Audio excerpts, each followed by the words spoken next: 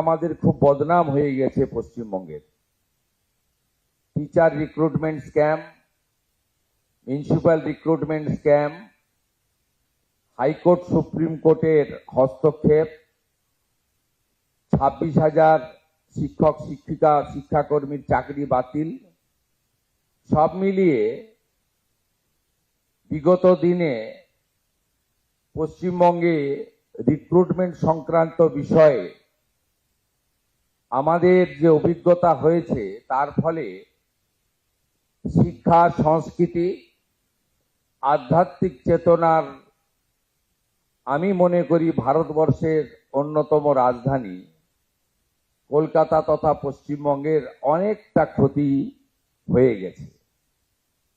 আমি আপনাদের একটা জিনিস স্মরণ করাতে চাই, পরীক্ষা কেন্দ্রগুলিও এমনভাবে কলুষিত হয়েছে যার ফলে eastern rail, south eastern rail বা আমাদের নর্থ ফ্রন্টিয়ার রেলওয়ে তারা তাদের এক্সামগুলো পশ্চিমবঙ্গে করাচ্ছিলেন না। পশ্চিমবঙ্গের যুবক যুবতীরা সুযোগ পাচ্ছিলেন, সেন্টারগুলো হচ্ছিল উড়িষ্যা, আসাম, বিহারে। এই জায়গা থেকে আমাদের এই প্রিয়